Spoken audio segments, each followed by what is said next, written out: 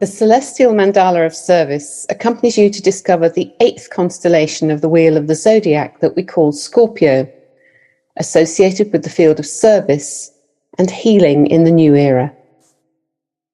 Welcome to this 8th episode of this cycle of podcasts dedicated to human service fields. And this month, in the sign of Scorpio, we will be focusing on the field of healing and how we might imagine health and healing in the new era of human life.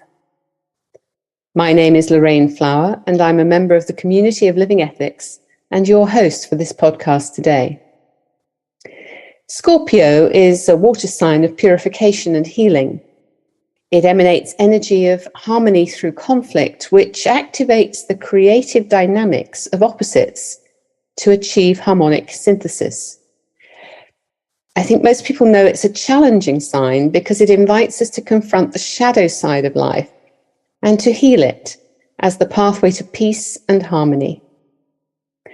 The human condition has as its core the essence of Scorpio, the need to transmute and transform all tensions and conflicts, emotional, mental, physical, and spiritual, within us and across humanity. Only in this way can we arrive at true health on all levels. So as we explore the topic of health and healing for the new era, we're invited to consider the many different levels of healing and reconciliation needed to arrive at true health. Conflicts such as wars, tensions within families, negative beliefs and prejudice all contribute to dis-ease and lack of health on an individual as well as a global level. To help us reflect on this vast subject of health and healing, I'd like to welcome our guest today, Tim Ewer. Dr. Tim Ewer has been working in integrative medicine for over 30 years, and he's vocationally registered as both a specialist physician and a general practitioner. He's been an advisor to the World Health Organization on natural medicine, as well as to the New Zealand government. He's Vice President of the Australasian Integrative Medicine Association and a faculty member of the Australian College of Nutrition and Environmental Medicine. Welcome, Tim. We're really delighted that you could join us today for this subject of healing, a vast subject. And as I said earlier, today we're going to reflect on a new future, a future perhaps where health and healing will be far more consciously and deeply understood as a principle and practice across humanity, and one that might actually be a really important stepping stone to living the truth and beauty of our world. And if I may get underway with a first question, would you be willing to start by offering us a general overview of your philosophy and your perspective on health and healing? Yes, well, thank you, Lorraine, for this opportunity. I much appreciate it. So probably to try and give my overview, the best place would be just to give a short idea of my own journey, because in a way it defined what my overview has become. So my own journey in terms of the health field began studying medicine in the UK. And as soon as I'd finished that, I felt that there was a lot missing. What I'd been taught about was good from a sort of material science point of view, but it didn't tell me enough about the rest of life. And I made a commitment to myself then to study other holistic modalities so that I could continue in the specialist training I was going through with the idea of ultimately having a vision of combining the two different paradigms. So that very early idea has continued to grow through my life, and I've been fortunate enough to train in lots of different modalities while still maintaining my medical background and my medical practice. And what that's meant is that the philosophy is to try and bring together for each person that I see enough options for them to be able to make the changes they need to make in order to move into a healthier state. And that may sound a bit vague, because I see a lot of people with very chronic, complex problems that often others have had trouble trying to sort out. And by having all these different possibilities in the background of what we could do together, it allows me to, for each person, to find specific ways that we can blend both the modern allopathic medical ideas, but also with many other different holistic ideas, in order that they can, as I say, move past any blocks to their health, but also ultimately try to look at how can I help them improve their well-being, their overall sense of enjoyment of life, if you like. Thank you. And that prompts a number of questions. You said something about when you were training, having a sense of there being something more, something bigger to explore in this field of medicine and healing. And as you're exploring these other modalities with people beyond the more traditional medicines that many people will be more familiar with, where does that take you and them in their sense of this more holistic approach to life? So how do those conversations go? Does it stay entirely centered on the physical body? And what do we mean when we start to speak about that sort of more holistic, bigger sense of life when we're talking about healing? No, it's all about languaging for me. And what I did miss out in that very short précis of how I came to be looking at crossing the different paradigms is that I also had an appetite for philosophy, and ultimately for esoteric traditions as well. And so I studied a lot of those through my 20s, 30s, and 40s. And those gave me some of the language that is very useful for going past the obvious physical to, if you like, the more energetic, or even about things like meaning and purpose, which ultimately can be behind what isn't working for the person, what is the cause of their ill health. So it's finding what suits each person in terms of the language that they are comfortable with. And part of the enjoyable part of the dance with working with people is actually finding how best to bridge that particular process in terms of what will they feel comfortable with, and how can we talk about other ways of seeing their situation that can bring about a deeper healing, a deeper understanding of what is actually happening for them. No, and I can see that many of our listeners may well also have either touched into or be starting to explore some of the wider philosophies, be they from the esoteric world or other traditions in spirituality or religion, or even pure philosophy. And all of those pointers, I think, to something that is almost a continuous replication of a model. And the human body is a system, and we live in a system. And so we can perhaps see that the healing that is needed in each individual person, whatever we might be dealing with on the mental, physical, emotional, or even spiritual level, is then playing out in the wider sense. How, in the philosophies that you hold, how do you see that correspondence between the healing of the individual body and our, whatever ailments or challenges we may be facing, and what we see going on in the wider world? I think what I love to bring up early on is the concept of the fact that we are holograms. And you've already mentioned some of the main concepts behind the hologram, that you can come into being with that person and working with them, say at the physical level, or at the emotional level, or at the mental level, or at the spiritual or social level. And each one of those levels can make a difference to the others. So each one holds part of the answer, if you like, or at least an avenue towards that answer. So it's working with that person to say, okay, you have, let's make up something like you have terrible migraines the whole time. Now, from a Western perspective, we would say that's to do with blood vessels dilating and causing pain, and there are drugs you can take. But from a bigger perspective, I'd be looking at what was behind all of that, what's been going on in that person's life, in that person's perhaps family life, social life, their work life, that is causing stressors to happen.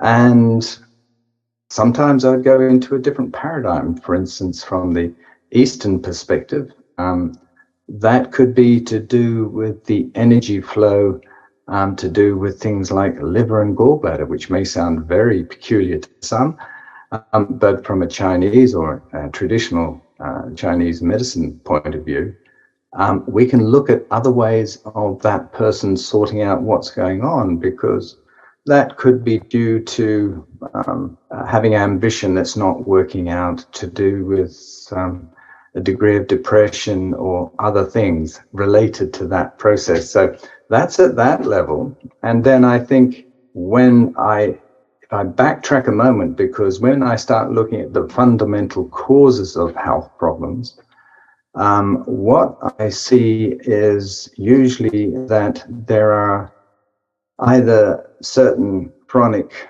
or acute toxicities. When I mean that toxicity, it could be literally a chemical toxin, but more likely some other form of toxin, including a psychological one, a sense of what's affecting the person. There can be infections, there can be other nutritional imbalances and so on. And part of my job is to try and work out what's going on for each person at those different levels. But we're also aware that, for instance, particularly with the last couple of years with the pandemic, there have been other stresses on people that have been much more at a community or even a national and probably even international level. So there are other stressors that come to play. And sometimes we need to talk about those to say, okay, what is really behind your presentation, what you come with? And Tim, as you kind of consider individual situations and cases, if you will, or circumstances, you've mentioned there some of those stresses that can come from other levels, from the where the person is in their life, but also the outer influences and effects that we can have. We're seeing a lot of dis-ease, if you will, and ill health, on using that term in a more broad sense, across our world at this time. And people could be forgiven for heading into quite a lot of despair and despondency, and I imagine depression and other things could set in. So the inflow of some of those pressures could be quite huge, as you've mentioned. But I'm curious also about that interplay between how we as individuals can actually help have an effect on and are part of healing those bigger diseases. So, war and conflict and economic challenge and climate change and so on all seem like they're external to us. And yet it's somehow coming back to this interdependent system. There's something about healing at multiple levels. And I'm curious about, how do we take that more integrative approach and start really healing our planet? Yeah, well, I think you bring up some great questions, and I think that we can come into it rather like this hologram idea at different levels to say, okay, what are we going to do? Is it that the person, for instance, I'm working with in front of me, that's affected by the anxiety and the fears that have become commonplace now, through particularly fear of infection, but also fear of global warming, fear of ecological disasters and so on, and fear of war. I think that sense of fear, which is a very primitive and very powerful emotion, is quite an impetus for causing dis-ease. People are no longer at ease with their lives because of all of these things going on. How do we deal with them? Well, I think there are levels again. This is the hologram. One level is ourselves. Each one of us, I think, has the duty to try and be as at peace as we can, in the sense of being in a space where we are not overly affected by all of these global emotions and disasters and so on going on.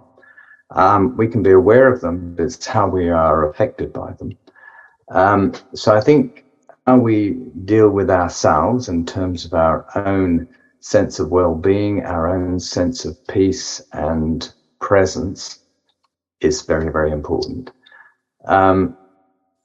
If we can work together in groups to help others in that process, I think that's very important. And that can be simple groups like in families or larger groups. And ultimately, we can look at things like political groups and so on. But I think even when we work to get ourselves into the best proper state, if you like, there is a ripple effect. There is this process of adding our little part to the whole synergy of what's going on, versus the opposite, which is amplifying the sense of fear and anxiety. Yeah. Yes, and I think it can be so easy for us to imagine or think that we are powerless in the face of some of these huge situations that are going on around us, and that in a sense they are external to us, and that we don't have an impact. And yet our own individual healing and the healing that we can effect, as you say, through ourselves and through our families, it strikes me, and communities, whatever we're part of, it strikes me these are all part of the potential that exists for healing. So in a sense, not diminishing the power that we can have by taking responsibility for our own well-being, not just at not just at the obvious chronic level, but more broadly. You've worked in both, as you say, traditional and more holistic medicine. What's your sense as we look to the future about how this more integrative view of health and medicine and well-being, how will that develop? Because it strikes me that it's growing, but it still feels relatively niche in some respects. It's still not something that's widespread, certainly in the West. I'm wondering what your view is on what is it that will help to broaden that, the acceptance of more integrative medicine. Yeah, it's one that I've thought about a lot, because I belong to various professional groups that look at this too. I think there are certain things that need to be both understood and worked with. One is, if, for instance, if we look at the way what you call tradition, but what is present day modern medicine or allopathy, what is that stance compared to the other holistic stances? Because the allopathic medicine has been the dominant one in the West for the last 100 or so years. So it's taken over healthcare by and large, whereas previously it wasn't there to do that. And in many other countries around the world and civilizations, that way of doing medicine isn't necessarily the main or the dominant one. So what I've been looking at is, okay, why is it difficult for these two different sets of modalities, in fact, or paradigms, because they're really a whole thought process. Why don't they get on well together? And I've tried an awful lot to help them get on, believe you me. And I think it's about language, it's about history, it's about how people tend to protect what they consider their own or what they consider to be their truth, rather than being willing to look outside and find the language to communicate well with the other paradigms. So I think there's a whole problem between, if I call it the languaging of it, how we understand each other, and also the willingness to some extent. So there's this background that needs to be worked with. Now, and are there easy ways through that? I don't think there are. We've looked at lots of different ways. But what I do see happening, which I think is more fundamental and very important, is that people are making their own choices about what they want in terms of their healthcare and how they want it delivered to them.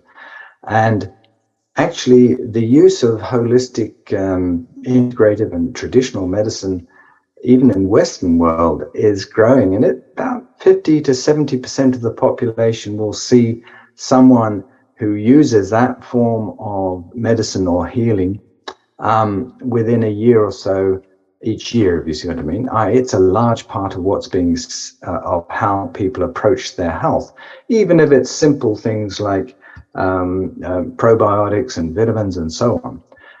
So I think and a lot of that, I think, comes down to the sense of being personally empowered to look after themselves, looking for things that are more natural and potentially less harmful. And so I think these choices that people are making are part of the most important aspect of how it grows from the ground up. Because if we're waiting for it to change from the top down, I think it's a very long wait. There's a phrase in medicine, I'm afraid, is that things change as the last generation dies off. It takes quite a while for change to happen. Whereas we need change much more quickly than that to be able to adapt to what's going on in society. Yeah, no, I agree. And it's interesting that saying that you referred to in medicine, I think we can see in so many different parts of human endeavor. And certainly, I see it very much in the business world as well, that as much as one feels that the power comes from the top, but it's actually the containing force that comes from the top, and that the liberation force in many ways does come from the grassroots, and so making sure that we have information and understanding at that level, I think, is really key. As part of this series, Tim, we've been trying to put ourselves very much into the mindset of a new era of human evolution, and by that a sense of really revealing and living the true potential of humanity, going beyond some of our limitations, going beyond the things that maybe cause some of the pain and disease and distress that people are suffering from, and to kind of live more of our birthright. These are big words, of course, but and can evoke all sorts of different thoughts as to what that might mean. I wonder whether you're able to share anything of your vision when you think about healing and health in, well, when I use the word the future, I mean, I think it's even possible today, but let's just keep it in that sense of an imagining. What's your hope? What's your dream for how health and healing will be in the psyche of humanity as we move towards a better version of ourselves? What's the sort of conversations we'd be having? How would we be living health in this new era, in your imagination? It's a good one, and I think I would be saying the best place to start is with children, and but it requires a huge change in emphasis of how we see, for instance, education, so that young people grow up with a much better understanding of how we are linked together, both as peoples and nations and the world generally, but also in terms of how our health is linked into very obvious things like the food we eat, and how can we actually grow and make better food that's more nutritionally of benefit, and the reasons for doing that, so it becomes the normal to want to have those kind of foods that will actually nourish the person and prevent disease. We know that somewhere between 50 and 70% of cancers are preventable through the correct diet if we started early enough. I mean, that's a massive figure, okay? I think that has to start, as I say, very early. So it needs to be an educational thing, but it's not simply about nutrition.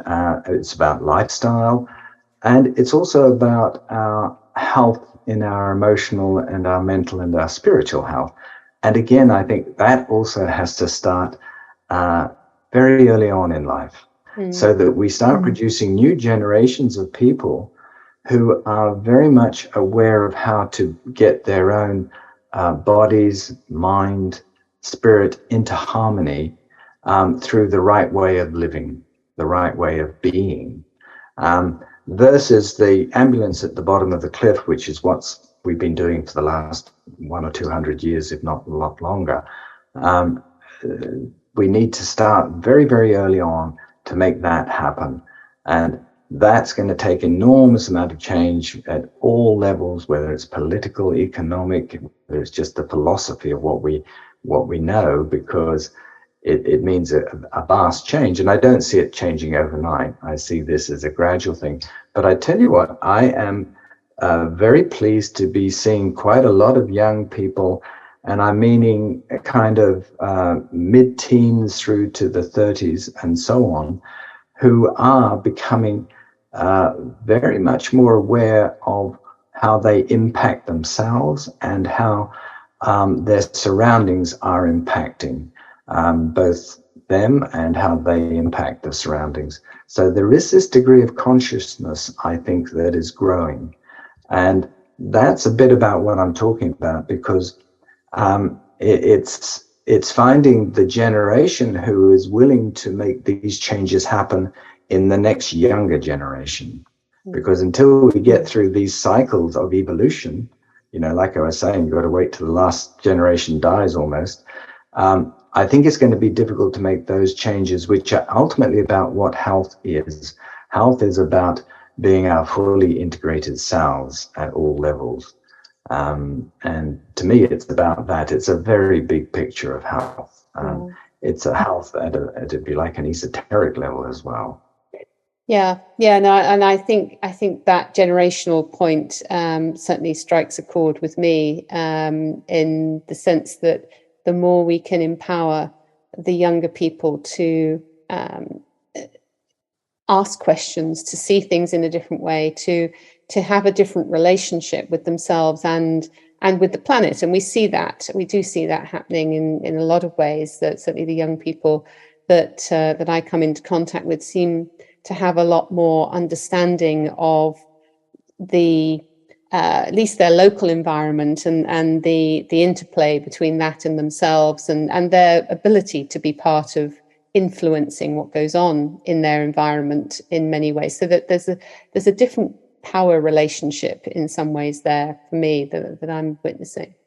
I might add one other thing, if I could. You just remind me, as you were saying, what I've been seeing in the last few months, last 6 to 12 months anyway, is a growing number of young doctors, certainly here in New Zealand, but I know in other parts of the world, who are quitting medicine because they no longer can cope with the paradigm they're working under. They cannot deal with the materialistic, drug-orientated, corporate-controlled process any longer.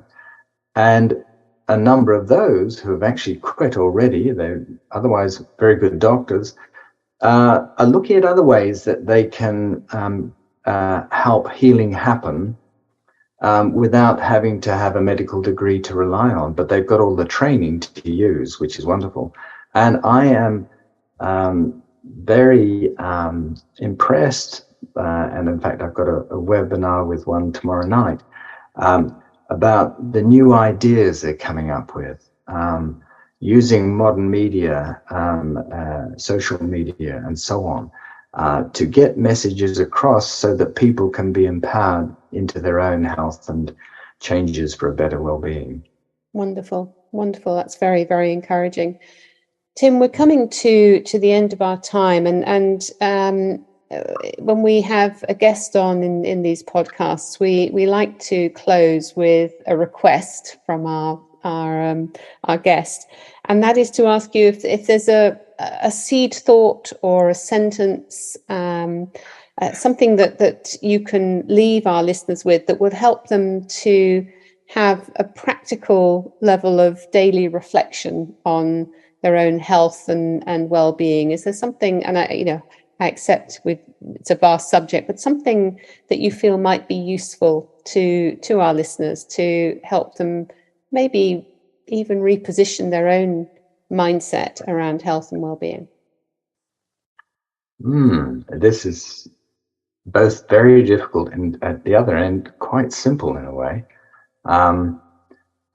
My sense is in almost one sentence. I'll try and make it one sentence. Let's see. My wish is that all humanity, all of us, learn to fully love ourselves, as ultimately that is the essence of healing. So learning to fully love ourselves, and that also means letting go of anything that's in the way of that happening.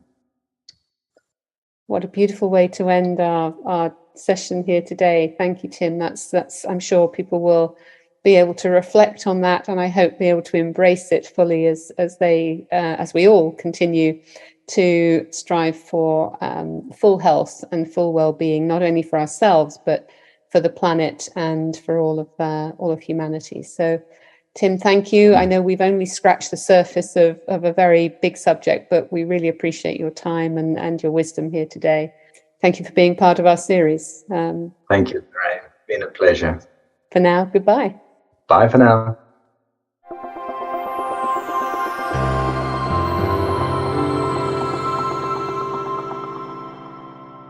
This podcast was offered by the Community of Living Ethics, Umbria, Italy, and freely inspired by Aldebaran, the community's Astrosophy group, and by our research on service.